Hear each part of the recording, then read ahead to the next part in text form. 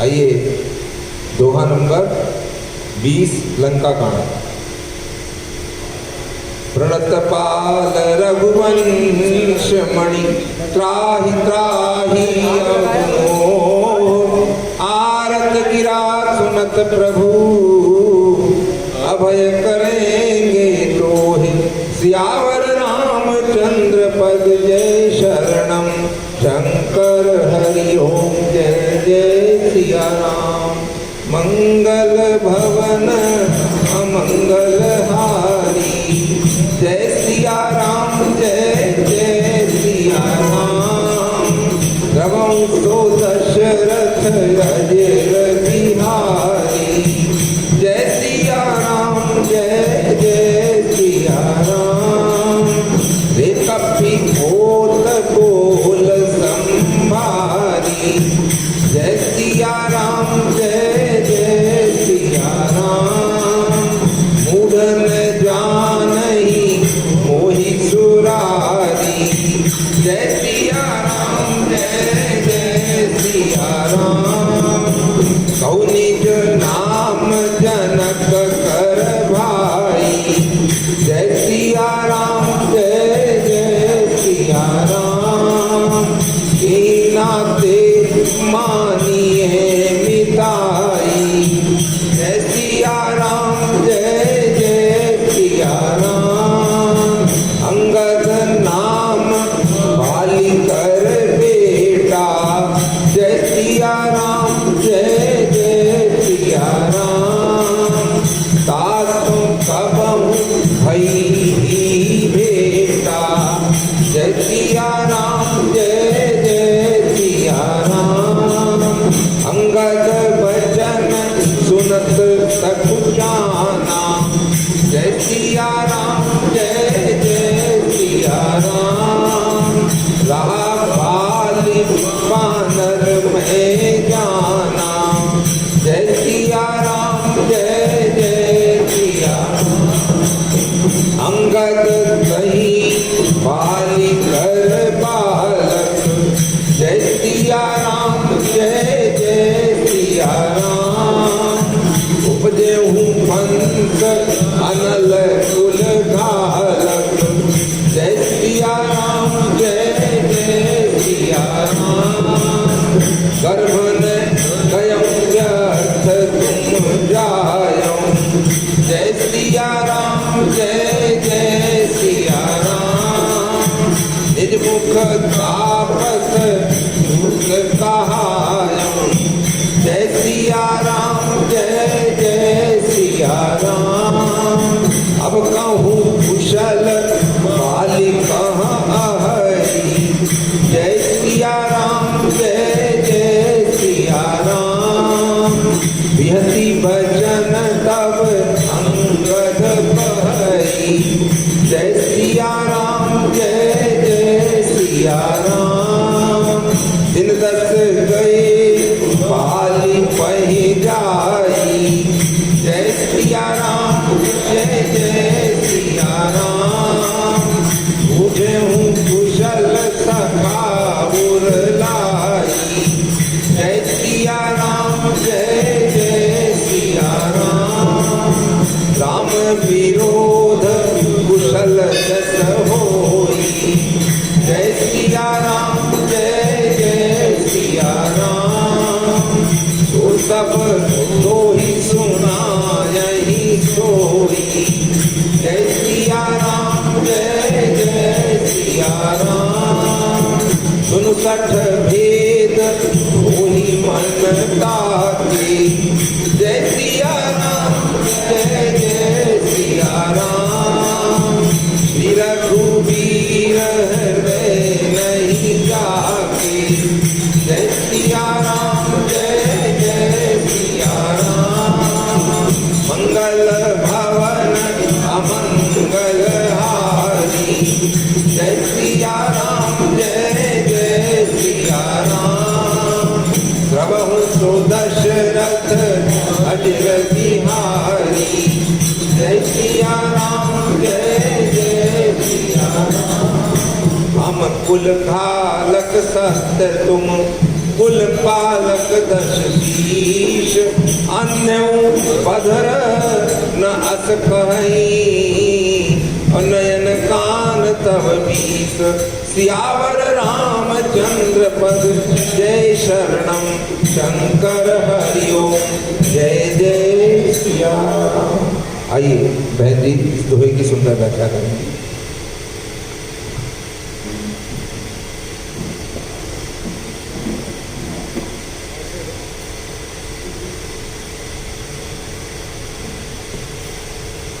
जनक सुता जग जननी जानकी, अतिशय प्रिय करुणा निधान की, ताके जुग पद कमल मनावो, जासु कृपा निर्मल मति पावो, सीताराम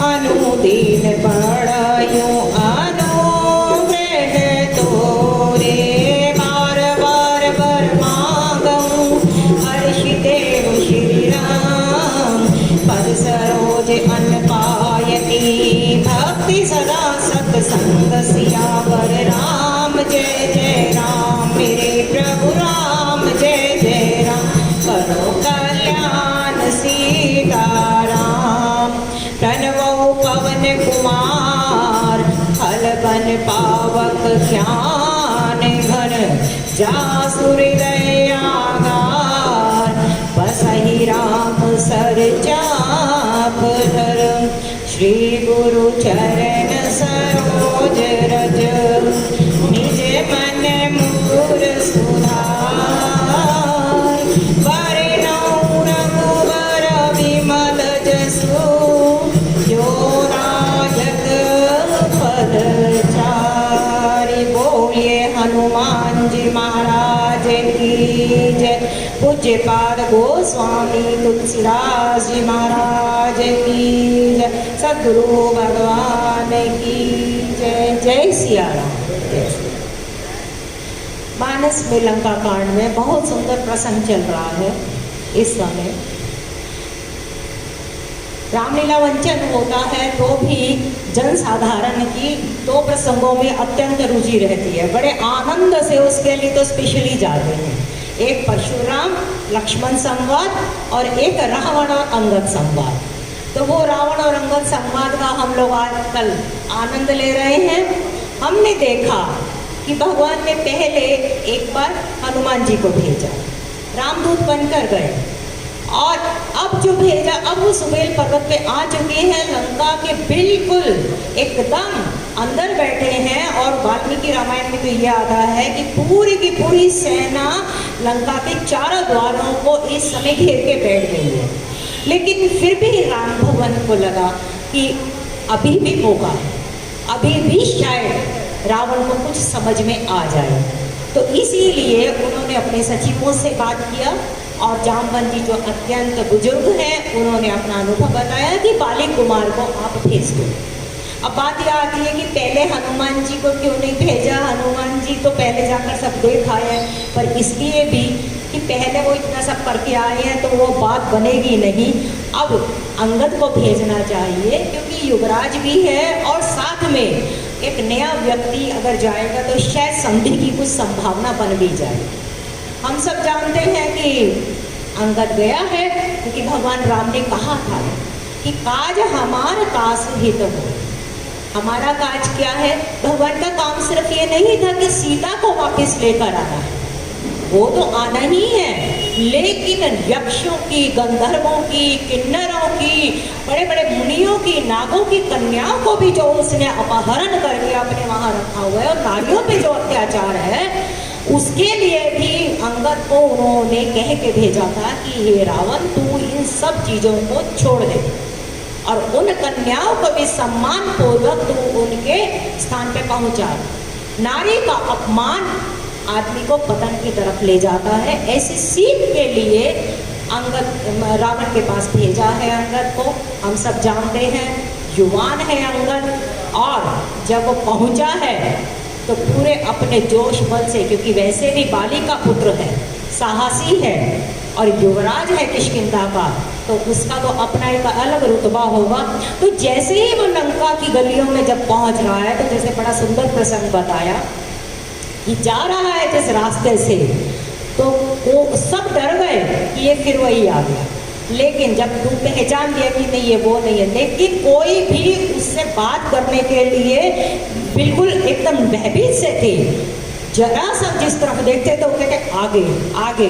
तो किसी ने उनसे पूछा कि भाई वो तो तुमसे कुछ पूछ ही नहीं रहे हैं, सिर्फ तुम्हारी तरफ देखे थे। भाई इनका देखना भी बहुत बुरा है, और हम लोग तो सब कुछ समझ चुके हैं जब पहला कपी आया था। अब तो जिसको समझाना है वहीं पर इसको भिजवा दो। तो सब रावण के दरबार की तरफ का रास्ता दिखा रहे हैं। और हम सब जानते हैं अंगद रावण के जब दरबार में गया तो जाते ही जैसे ही प्रवेश किया है तो सामने जब रावण का रूप देखा और सभासद जितने थे एकदम अंगद के तेज को देखकर, जो राजकाज करेगा, जो राम काज करेगा, उसमें अपने आप ही तेज वर्धन होगा ही होगा, क्योंकि राम का ही तेज है। इवन रावण में भी परमात्मा का ही तेज है। जिस समय रावण का अंतकाल आया और उसके प्राण निकले हैं, पासु तेज समान प्रभु आनंद, प्रभु के आनंद में रावण का तेज वो अपने आप समा गया था। गीता जी ने भी कहा है कि इस संसार में जो भी कुछ आप तेज देखो, कुछ भी दिव्यता देखो, उसको हे अर्जुन मेरा ही अंश जान। ये सब कुछ परमात्मा का ही दिया है, लेकिन हम मोहवश अहंकारवश हम उसे अपना मान लेते हैं। यहाँ पर जब अंगद प्रवेश करता है तो सारे सभासद खड़े हो जाते हैं। अब रावण को एकदम लगा कि छोटा सा बानर आया और सारे के सारे खड़े हो गए। तो वो एकदम सबको देखता है रावण। तो जैसे रावण को देखा सभासदों ने तो तुरंत बैठ गई, लेकिन जैसे अंगद को देखती है फिर उठ रही है। उठने बैठने की उनकी वो चल रही है, लेकिन सभा को सबको प्रणाम करके अंगद ने, क्योंकि भगवान राम का जो संदेश लेकर आया है वो संदेश उन्होंने सुनाना शुरू किया। और हम सब जानते हैं कि अंगद जैसे पहले भी बोला कि युवराज है, युवान है, उसकी शैली अलग है। और हनुमान जी हैं दोनों ही राम के दूत, लेकिन हनुमान जी ने वहां पर जो शैली अपनाई है वो शैली एक संत की शैली है। विनती करो जोरी कर रावण, सुनाओ महात्मा और सिखा।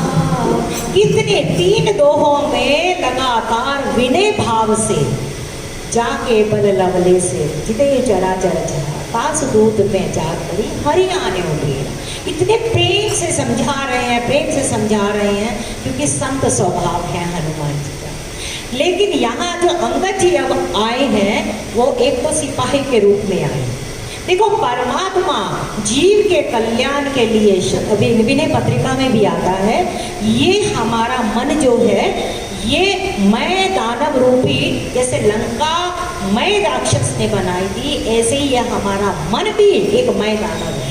और इस लंका के अंदर, इसमें प्रवृत्ति रूपी लंका में मोह दशमूली, मोह रूपी रावण बैठा हुआ है। परमात्मा बार बार संकेत भेजता है संतों के द्वारा, शास्त्रों के द्वारा, कि जीव इस मोह से अपने आप को, अज्ञान से अपने आप को दूर करे।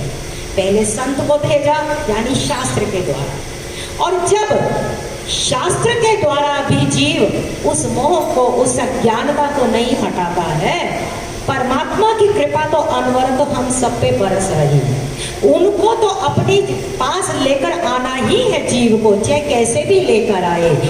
अगर शास्त्र से जीव मानता है तो मानता है, वरना शास्त्र के बीच में एक आ का डंडा होता है, फिर वो आ का डंडा निकाल लिया जाता है, फिर उसके ऊपर होती है कठोर कृपा। फिर शास्त्र और शस्त्र में कोई फर्क नहीं है, तो उस डंडे को निकाल कर जब कठोर परमात्मा की कृपा, कभी कोमल कृपा होती है। हनुमान जी का लंका में आना और रावण को समझाना, वो थी परमात्मा की कोमल कृपा। बड़े प्यार से समझाया। रावण नहीं माना। यहाँ जो अंगद अब आया है, ये एक तरीके से अब कठोर कृपा ही आ रही है, क्योंकि इसके बाद तो अब युद्ध ही शुरू होगा। अब ये अपना प्रामाणिकता से प्रयास भगवान राम ने किया है कि जीव अब भी मान जाए, लेकिन अभिमानी जीवित कभी भी कहाँ सुनता है, वही है। लेकिन जाएंगे कहाँ? परमात्मा यहाँ पे देखो, परमात्मा एक ही काम इस संसार में नहीं कर सकता है। क्या? कि वो कभी किसी को देश निकाला दे ही नहीं सकता, क्योंकि जहाँ पे भी वो भेजेगा वहाँ पर ही परमात्मा आपको मिल जाएगा, क्योंकि परमात्मा हरि व्यापक सर्वत्र समान। परमात्मा यहाँ सर्वत्र और समान रूप में बिल्कुल है, लेकिन हमें दिखते क्यों नहीं है?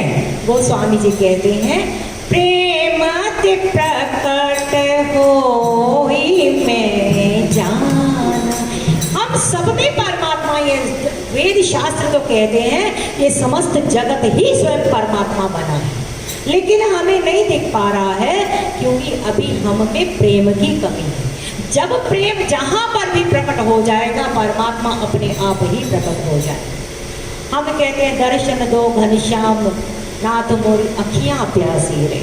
हमारी ये जब इतनी विरह की तीव्रता बन जाएगी उसके प्रेम के प्रति, वो परमात्मा वहीं पर ही प्रकट हो जाए। यहाँ पर न कहीं से दूर है मंजिलें, न कोई करीब की बात है। जिसे चाहा दर पे बुला लिया, जिसे चाहा अपना बना लिया। ये बड़े नसीब के हैं फैसले, ये बड़े कर्म की बात है। परमात्मा की कृपा सब पे हो रही है, निरंतर हो रही है, और वो ये ना समझे कि हम निम्न हैं और वो बहुत ज़्यादा आगे पहुँचे। देर सवेर का मामला है। रामकृष्ण परमहंस कहते हैं, माँ ने मुक्ति का भंडारा लगा रखा है, सब लाइन में लगे हुए हैं, बस किसी का नंबर पहले आ गया और किसी का नंबर बाद में आ गया, लेकिन है तो सभी उसी लाइन के अंदर। गंगोत्री से गंगा निकली है तो गंगा सागर जाएगी जाएगी। हम परमात्मा के अंश हैं, परमात्मा के स्थान से शुद्ध बुद्ध होकर आए हैं। आज नहीं तो कल कभी तो हम परमात्मा में ही समाएंगे, लेकिन समाएंगे तो ये तो यात्रा हमारी चल रही है, लेकिन इस जीवन में चलते चलते जो हमारे को आनंद मिल जाए वो हमारा नगद आनंद है। रोने रोते रोते जीवन जिए हम लोग। अब ये रावण है, इसमें कोई शांति नहीं है। पत्नी देखो तो उसको झिड़क रही है, समझा रही है, बेटा देखो तो उसको समझा रहा है। जब किसी बड़े को घर में इतनी नौबत आ जाए कि उसको समझाना पड़ जाए, तो सोचो उस बुजुर्ग की या उस बड़े आदमी की क्या रह गई। यहाँ पर तो उसको दूसरों को शिक्षा देनी चाहिए, लेकिन यहाँ हर कोई उसे समझा रहा है कि तू अपना आचरण ठीक कर। आचरण क्या है? रावण सबसे बड़ा स्वार्थी है, उसके पास सब कुछ है, उसके बावजूद भी भाई के घर पे, कुबेर के घर पे वो धावा बोलता है, वहां से लूटपाट करता है, पाप करता है, अधर्म करता है, व्यभिचार कर रहा है। यही तो रावणी वृत्ति है। रावण तो मर गया, हर दशहरे पे हम उसको जलाते भी हैं, लेकिन अपने अपने मन में देखें, जब तक हमारे जीवन में अपने मन में स्वार्थ वृत्ति, पापाचार वृत्ति, भ्रष्टाचार वृत्ति ये सब बनी हुई है, तो अभी रावण किसी न किसी रूप में अभी भी यहाँ पर जाते हैं। भगवान राम उसको हनुमत लाल जी के द्वारा समझा रहे हैं, अंगद के द्वारा संदेश दे रहे हैं, और जब पहुंचा है तो वहां पर उसने ऐसे ही कह लंकेश कवन तय कीसा। हनुमान जी को भी ये प्रश्न किया, और हनुमान जी के सामने तो बहुत सारे प्रश्नों की उसने झड़ी लगाई थी, लेकिन यहाँ पर अंगद के सामने, क्योंकि अंगद तो नया खून है, तो जैसे ही पूछा कि तुम कौन हो, कहे 10 कंठ कवन ते बंदर। जैसे ही बंदर कहा तो तैसे ही उसने एक सेकंड ही लगाया, सुनने की जरूरत ही नहीं ज्यादा आगे चलाने की करी। मेरा कुपीर दूत 10 कंधर। अंगद जी की एक सीधी फिलॉसफी है, आप हमें आप कह के कहेंगे तो हम आपको आप कहेंगे, और अगर आप हमें तू कहेंगे तो हम भी आपको तू। जैसे किसी ने कहा चौबे जी, बोले हाँ जी, और किसी ने बोला चौबे तो बोले क्या बे। तो यहाँ पर ये तो समुद्र, ये तो आवाज है, जैसा तुम यहाँ बोलोगे वैसा ही तुम पाओगे। किसी से सम्मान लेना है तो आपको पहले सम्मान भी देना पड़ेगा। यही यहाँ शास्त्र हमें सिखाता है। हम चाहते तो हैं कि लोग हमें सम्मान दें, लोग हमें प्रेम करें, लोग हमारे लिए अच्छा बोले, लेकिन हम भी तो अपने मन में, अपने व्यवहार में अच्छा आचरण रखें। और कोई ये सोचे ना कि हम पीछे से किसी की निंदा कर लें, किसी के लिए कुछ उल्टा बोल दें, कुछ भी कर लें। फिर कहा परमात्मा सब जगह सर्वत्र व्याप्त है, और भक्तों की तो वो ज़्यादा खैरियत लेता है, क्योंकि उसको पता है कि मेरी पाठशाला के सबसे आगे बैठने वाले स्टूडेंट हैं, उन पे तो एक एक क्षण की उनकी निगाह रहती है। आप क्लास में भी देखोगे, जो बच्चा होशियार होता है वो थोड़ा सा भी शैतानी करेगा, माँ और टीचर उसको इमीडिएटली कहेगी ध्यान से पढ़ो। पीछे वाले बच्चों को तो शायद इतना ना भी ध्यान करे, पीछे वाले सो भी लेंगे तो कोई फर्क नहीं पड़ेगा, लेकिन आगे वालों की सावधानी, क्योंकि सावधानी हटी दुर्घटना घटी। रावण भी वैसे तो भगवान राम का अति प्रिय, लेकिन ये अंदर की बात है। यहाँ पर अंगद को जब उसने पूछा कि तुम कौन है, बंदर तो कौन है, तो उसने कहा मैं रघुवीर दूत 10 बंदर। और उसके बाद रावण ने, अंगद ने मौका ही नहीं दिया रावण को बोलने का, मौका ही नहीं दिया, लगातार छड़ी लगा दी, जो हमने कल पूरे के पूरी चौपाई के प्रसंग में पढ़ा है। मम जन कही तो ही रही मिताई, तब हित कारण आयहु भाई। अभी रावण को पता नहीं है ये कौन है, इतना उसको पता है ये वो कभी नहीं है जो पहले आया था, पर कोई बंदर दूसरा आया है ये उसको पता, उसको नाम नहीं पता, उसके बारे में नहीं पता। अब यहाँ पे अंगद जी ने सिर्फ अपना परिचय यही दिया कि मैं रघुवीर दूत 10 बंदर। दूत का यही है, उसका अपना कुछ भी नहीं होता परिचय, जिसका वो सेवक है उसी का ही वो परिचय देगा। और यहाँ पर थोड़ा सा, क्योंकि संधि करने आया है, संदेश है, तो थोड़ी सी एक संवेदना पूर्वक पारिवारिक संबंध उसने जोड़ने की कोशिश करी कि आपकी और मेरे पिता की मित्रता थी, इसीलिए आपके हित के लिए मैं आया हूँ। क्योंकि रावण ने पूछा ना कि तेरा आने का क्या कारण है, अगला प्रश्न यही आता, हनुमान जी से ही पूछा, लेकिन यहाँ पर उन्होंने कहा मम जन कही तो रही मिताई, तभी एक कारण आयो। फिर पूरा उपदेश देता जा रहा है, रावण को बोलने का मौका ही नहीं दिया है। उत्तम कुल पुलस्ति करनाती, शिव विरांची पूजे हूँ बहुभाती। तुम्हारा उत्तम कुल है और तुमने इतने वर प्राप्त करे हैं, अब आप क्यों अपना ये सब अभिमान रख के बैठे हो और जगदम्बा को तुम हर के ले आए हो। मैं आपको एक अच्छी सलाह दे रहा हूँ, सुझाव दे रहा हूँ। अब शोभ कहा सोना हूँ तुम मोरा, सब अपराध जामी ही प्रभु तोड़ा। आप देखो अंगद लगातार बोले जा रहा है, लेकिन रावण बीच में बोल नहीं पा रहा। यही तेज का प्रभाव होता है, यही तेज का प्रताप होता है। यहाँ पर अंगद ने भगवान राम के प्रताप को समझा है, भरत ने भगवान राम के स्वभाव को समझा है। यहाँ पर गोस्वामी जी कहते हैं कि अब अंगद ने कुछ शर्तें रखी सामने, और कैसी शर्त रखी, दसन दहाहु तृण कांठे कुठारी, परिजन सहित सांग निज नारी, सादर जनक सुता करिया चला सकल भय जागे।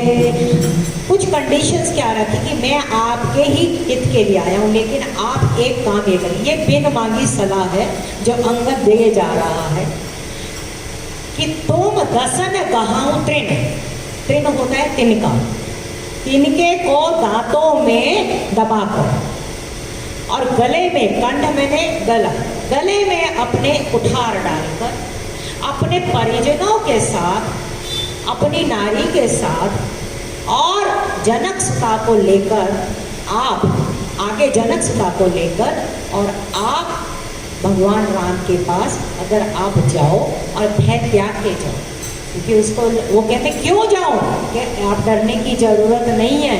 भगवान राम कौन है? प्रणत पाल रघुवंश मणि, त्राहि त्राहि अब मोहि, आरत गिरा सुनत प्रभु, अभय करे को धोई। जब तुम तिनका मुंह में डालकर, गले में कुठार डालकर अपने समस्त परिवार परिजनों के साथ जाकर और जनक सुता को आगे लेकर प्रभु की शरण में जाओगे और ये कहोगे प्रभु त्राहि माम, तो प्रभु अपने आप ही अपने प्रणत की रक्षा करते हैं और वो रघुवंश मणि है, आपकी आरत गिरा मैंने वाणी सुनकर आपको अभय दान दे। अब ये सारी बातें रावण को वो समझा रहा है अंगद, जो रावण कभी सपने में भी नहीं सोचना चाहता और करना ही नहीं चाहता। जिन्होंने विनतियां करी उनकी नहीं सोची, तो ये गले में कुठार डालकर और तिनका डालकर और अभिमानी के सामने ये बातें कहनी। लेकिन ये सब अंगद ने इसलिए करी कि तू कुछ नहीं है, अब तेरी अवस्था वही आने वाली है। इसीलिए अब कई बार क्या होता है कि विनय के साथ, क्योंकि लोगों को ना कई बार विनय विनम्रता जो होती है उसको वो लोग कमजोरी समझ लेते हैं। एक तरीके से यहाँ पर अब अंगद दोनों तरीके से समझा रहे हैं कि या तो तू प्रणत पाल रघुवंश मणि के सामने जाकर अपने आप का समर्पण कर, और नहीं तो फिर तो तुम्हें परिणाम पता ही है। और प्रणत पाल भगवान प्रणतों का, प्रणत मैंने जो शरणागत है, और देख चुके हैं कि विभीषण जब शरणागत हुए थे तो भगवान ने उसको भी अभय दान दिया। प्रश्न यहाँ उठता है, भगवान राम ने तो पहले ही लंकेश बना दिया है विभीषण को, वहाँ पर तो उनको दे दिया लंका का राज, सागर से वहाँ तिलक भी कर दिया जल से। और यहाँ पे अंगद जो है, अंगद यहाँ 2 बार बोलेगा। एक बार तो यहाँ बोल दिया कि प्रणत पाल रघुवंश मणि, ये अगर तुम चले जाओगे तो वो तुम्हारे को अभयदान दे देंगे।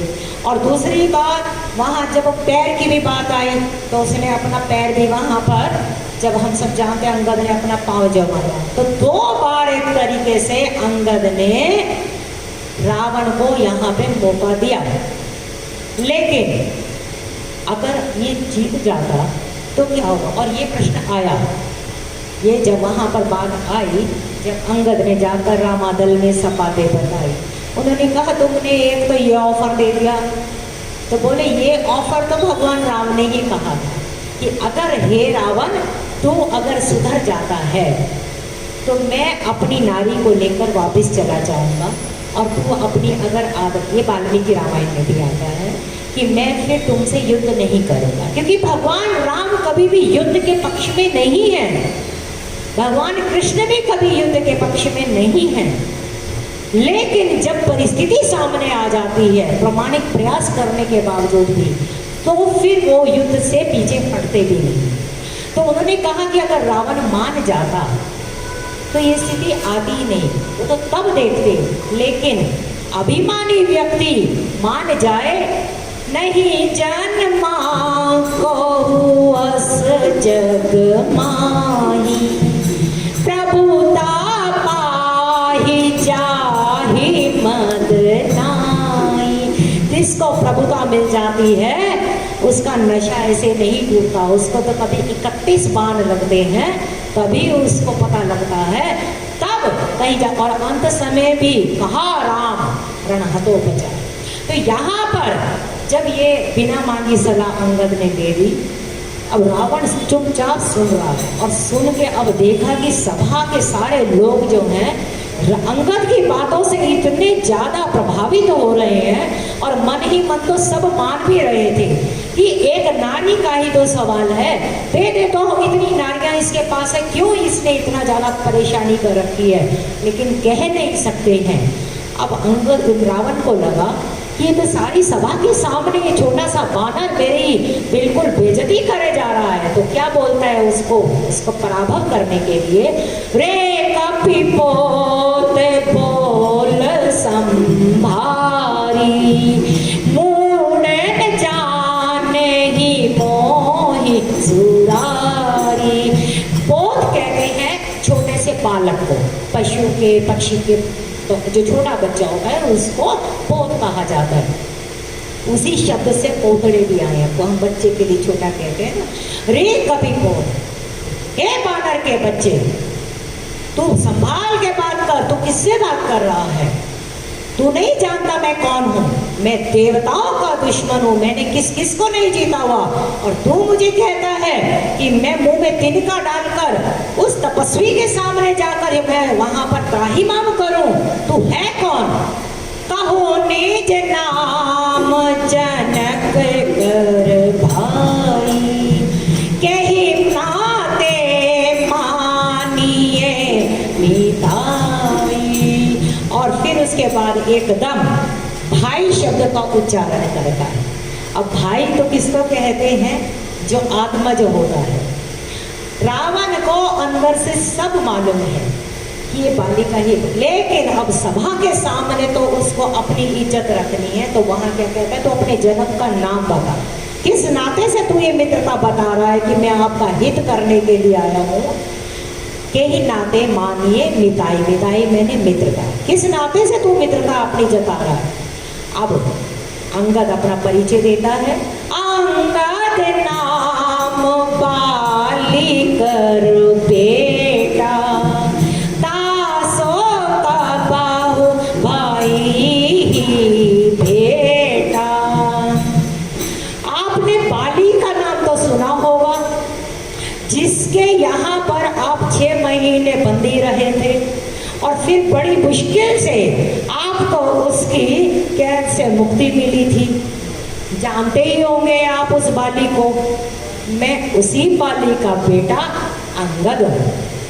अब पूरी सभा के सामने जैसे रावण अंगद को पराभव करने के लिए, वाक से पराभव करने के लिए, उसको डाउन करने के लिए, ऐसे ही अंगद भी रावण को ये वाक चातुर्य चल रहा है, क्योंकि अंगद युवराज है और उसके अंदर अभी जोश है, उसको कोई डर नहीं। यही आप देखें दोहा 21 से लेकर दोहा 23 सुंदरकांड, हनुमान जी की जो शैली आई है और अंगद की जो शैली आई है, जमीन आसमान का दोनों का ही उद्देश्य है रावण प्रभु की शरण में आए, लेकिन वो हनुमान जी किस तरीके से जीव को लाना चाहते हैं और अंगद की जो क्या शैली है बहुत आनंददायक है। और यहाँ पे उन्होंने कहा कि मैं उस बाली का बेटा हूँ, उससे तो शायद तुम्हारी कभी भेंट हुई होगी, ऐसा उसको व्यंग रूप में अंगद बोलता है रावण। अंगद बचन सुनत सकुचाना, रहा बाली बानर में जाना। अब समझ तो गया कि ये अंगद वही बाली का बेटा है, तो अब अपना वो हटाने के लिए जो एक असमंजसता होती है या सभी सभाओं के लोगों के सामने मेरी बेइज्जती ना हो जाए। ओहो अच्छा, ओहो जान गया, वो बाली जो किष्किंधा बेटा, हाँ हाँ मैं जानता हूँ, उसका तो बेटा है। ओहो, अंदर अंदर ही उसको सकुचाहट भी है कि कहीं बहुत ज्यादा पोल ना खोल दे। अभिमानी व्यक्ति का ये लक्षण है कि वो अपने अभिमानवश किसी को मान तो देता नहीं है, लेकिन अगर कोई उसको उसकी जगह दिखा दे तो उसको अंदर ही अंदर लगता है कि कहीं ये पोल और ना खोल। रहा बाली बानर में जाना, हाँ एक बानली था, उसको वो बानर उसको मैं जानता था, कहते हाँ बानर था, लेकिन उसी बानर में तुझे बांध के भी रखा हुआ था।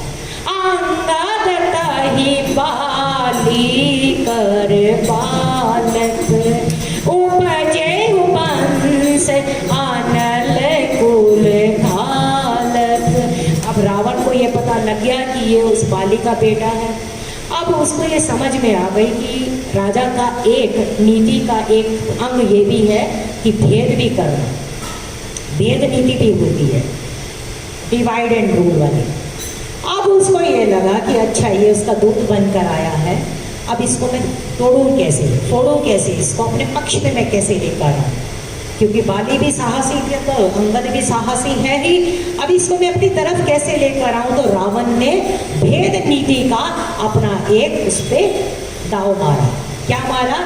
अंगद तही बाली कर बालक उपजे वंश अनलकुल घालक। अरे तुम उसी बाली के पुत्र हो और तुम अपने कुल के एक तरीके से नाश करने वाले हो हुए हो। तुम्हारा जो जन्म हुआ तुम तो अपने कुल का नाश कर रहे हो। बोले कैसे? गर्भन गयाओ व्यर्थ तुम जायहु निज मुख तापस दूत कहायो। कहा किष्किंधा का राजा बाली और कहा तू उस तापस का दूत बनकर आ रहा है, तेरे को अब यही काम रह गया और कोई काम नहीं था। अरे राजा का बेटे को तो युवराज होना चाहिए, राज्य मिलना चाहिए, और तू सुग्रीव उससे मिल गया तापस से और तू अब तापस का दूत बन गया। बस अपनी तेरी इतनी ही औकात रही। मैं तेरे बाप को जानता हूँ, तू मेरे पास क्यों नहीं आता। एक तरीके से उसको अपने पक्ष में लाने की बात। अंगद जी नहीं माने तो उन्होंने कहा कि तेरा जो जन्म है वो ही व्यर्थ है, तेरा गर्भ में ही तेरी क्यों नहीं तेरी मृत्यु हो गई, तूने व्यर्थ ही जन्म लिया। अब कौशल बाली कहे अहई बिहासी बचन कब अंगद कही। कहते तू उस बाली का हाल तो बता कि उसकी कुशलता क्या है। जबकि रावण को पता चल चुका है कि बाली का वध हो चुका है और इसी राम के हाथों ही हुआ है। तो अंगद ने उसको पूछा कि आप ये बताओ, आप अपने समान बलवान किसको समझते हो? तो बोले मेरे समान तो जो बलवान थे वो तो खर और दूषण थे, उन्हीं को मैं अपने समान बलवान समझता था। बोले उसको किसने मारा? और पता तो उसको सब है, खर दूषण त्रिसरा और उबाली, हनुमान जी ने सब बता रखा है उसको। तो बोले ठीक है वो मर गए, उन्हीं तापसी ने मार दिया उनको, इसका मतलब ये थोड़ी है वो मर गए तो कोई, मैं तो अभी हूं ना यहाँ पर। और बोले बाली ने तुम्हें पराभव करा, बाली ने तुम्हें हराया, बाली को किसने मारा? अब बाली का भी उसको पता है लेकिन फिर भी कुशल पूछ रहा है कि वो कहाँ है। कहते जिसको बाली ने मारा है ना वो बाली से जाके पूछ लेना। बाली को जिसने मारा, खरदूषण को जिसने मारा, जो इतना ज्यादा शूरवीर है, तो ये रावण अभी भी समझ जा कि वो तुझे मारने में कितना समय लगाएंगे और तू उसकी कुशल पूछ रहा है। उसकी कुशल तो धनदास गए बाली पही जाही पूजे कुशल सखाउर लाई। 10 दिन, ये 10 दिन मतलब थोड़े ही दिन के लिए, कुछ दिन का तो एक दे दिया समय कि 10 दिन माने कुछ ही समय में तू भी वहीं पहुंच जाएगा और वहां जाकर गले लगाकर अपने सखा से पूछ लियो कि क्या हालचाल है, राम विरोधी का क्या होता है। अंगद समझाना चाह रहा है कि जिसने खरदूषण को मारा, जिसने बाली को मारा, ए रावण तू अपना अभिमान छोड़। लेकिन अभिमान मानस के न्याय पे सात्विक अभिमान भी होता है, राजसिक अभिमान भी होता है और तामसिक अभिमान भी होता है। रावण के प्रसंग में हनुमान जी कहते हैं कि हे रावण तेरा तामसी अभिमान, अभिमान एक वो भी होता है, अस अभिमान जाय जन भोरे मैं सेवक रघुपति पति होरे। कि मेरे भी अभिमान है कि मैं मेरे राम का हूं, मेरे तो गिरधर गोपाल दूसरो ना कोई। लेकिन रावण का अभिमान तामसी अभिमान है, जो परमात्मा भगवान राम को बिल्कुल मानता ही नहीं है कि वो ब्रह्म है, जबकि सामने सामने उसको सब घटनाएं दिखती जा रही हैं। अंगद ने बहुत समझाने की कोशिश की और फिर ये कहा कि 10 दिन के बाद तू वहीं जाकर पता कर लेना, बाली जहाँ बैठा है तू भी वहीं पहुँचने वाला है। राम विरोध कुशल जसी होई, सो सब तो ही सुनाई सोई। जैसे राम विरोधी की कुशलता होती है, ऐसी कुशलता वो बाली तुम्हें वहीं पर ही बता देगा। सुनो सट भेद कोई मन ताके, श्री रघुबीर हृदय नहीं जाके। अब क्योंकि वो भेद नीति कर रहा था, अंगद ने उसको समझा दिया कि तू भेद करके तू मेरे को राम से विमुख नहीं कर सकता है। मैं राम का दूत हूँ और उनका संदेशा देने आया हूँ, और तू सठ है, और सठ होने के कारण तेरे अंदर भगवान के प्रति भक्ति आ ही नहीं सकती, क्योंकि भगवान की भक्ति उसी के हृदय में आ पाएगी, उसी के मन में परमात्मा का वास हो पाएगा जिसके अंदर भेदभाव नहीं। जहाँ पर भेदभाव होगा वहाँ परमात्मा एक क्षण के लिए भी नहीं टिक सकते हैं, जिसका बहुत सुंदर हमें उदाहरण मिलता है। अयोध्या में राम अभिषेक होने जा रहा है, बहुत सुंदर व्यवस्था बन चुकी है। मंथरा रूपी भेद वृत्ति आई। मंथरा ने कैकेयी को समझाया कि तेरे बेटे को राज तिलक होना चाहिए, कौशल्या के बेटे को राज तिलक क्यों मिल रहा है? जैसे ही मेरा बेटा और तेरा बेटा हुआ, भेद आया, तैसे ही वहां पर बात बिगड़ती चली गई। और राम वहां से कितना ही दशरथ जी ने समझाया, कितना ही पूर्ववासियों ने, वशिष्ठ जी ने समझाया, लेकिन राम वहां नहीं हुई। और जैसे ही राम गए तो तैसे ही सीता भी गई, और तैसे ही लक्ष्मण भी चले गए। जहाँ पर भेद होगा वहाँ परमात्मा का वास नहीं होगा, वहाँ पर लक्ष्मण रूपी वैराग्य भी नहीं होगा, और सीता रूपी भक्ति भी वहाँ पर नहीं रहेगी। यहाँ पे रावण को अंगद कह रहे हैं कि हे रावण, श्री रघुवीर तो उसके हृदय में जा सकते हैं, उन्हीं के हृदय में बस सकते हैं जिनके हृदय में भेद ना हो। तो सठ है, तेरे हृदय में राम के प्रति भाव कहाँ आएगा? हम कुल घालक सत्य तुम कुल पालक 10 शीस। हमें तो तू कह रहा है कि मैं कुल का नाश करने वाला हूँ, हम तो कुल के घालक हैं और तू कुल का पालन करने वाला है। अंधो बदिर न अस कही नयन कान तब 20। तेरे 10 आंखें हैं, तेरे नयन कान तब 20, तेरे 20 कान नयन है, लेकिन तू भी अंधे के समान है। इस समय तेरे को सोच नहीं रहा है कि तेरा क्या कल्याण है। अंगद का वार्तालाप रावण के साथ अभी और चल रहा है, उसका कुछ आनंद कर लिया जाएगा। सो हरे राम राम राम सीता